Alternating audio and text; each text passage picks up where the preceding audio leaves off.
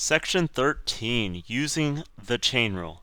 Now at the top of the section I say the chain rule is one of the most important concepts in AP Calculus AB. It might be the most important, not just one of them. If you don't understand the chain rule on time, it's going to be really horrible for you to do everything else, because everything we do from here on out uses the chain rule.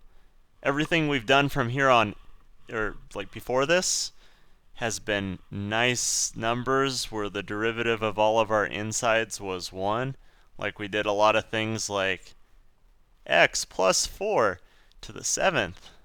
And we said, oh cool, that's 7 times x plus 4 to the 6th. Because the derivative of the inside was 1, it was all good.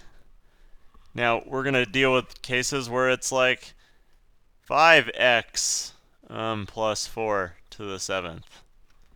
And it's going to be different now. We're going to have to apply this like snazzy formula here. And all we have to do is say, okay, take the derivative of the outside function and plug in the inside function. Well, what's what?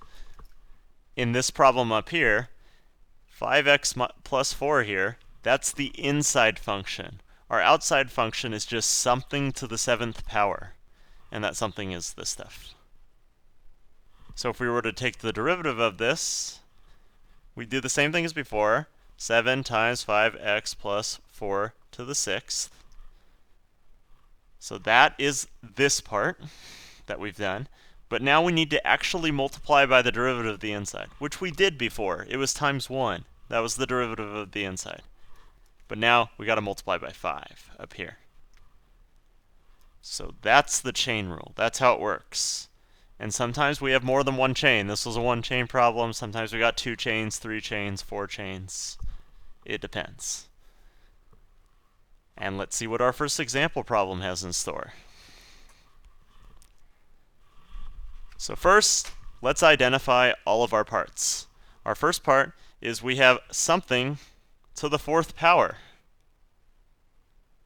Then, inside, we have 6 times something to the 4th power minus 2.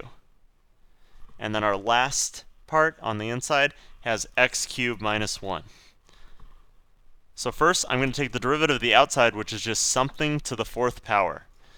So I'm going to do 4 times something is all this junk on the inside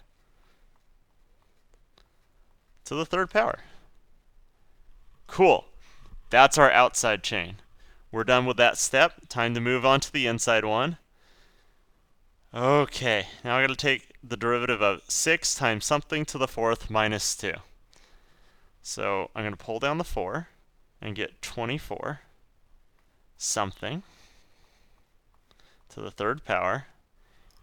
And the minus 2 is gone because the derivative of any number constant is 0. So, boom. Second chain done. And our last chain is just the inside. X cubed minus 1 goes to 3x squared. Boom. That's it, which feels funny to say because that's a lot of stuff. We could simplify this, but we're not going to. All right, next one. This one's a pretty nice one. Our derivative of sine is just cosine.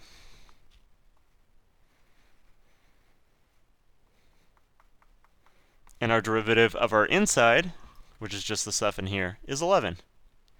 So we actually just get 11 cosine 11x plus 2. Our second derivative, which the problem asks us for, the derivative of cosine is negative sine.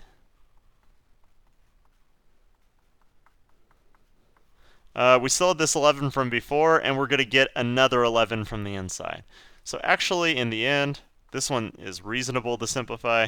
We just get negative 121 times sine of 11x plus 2. And that's it.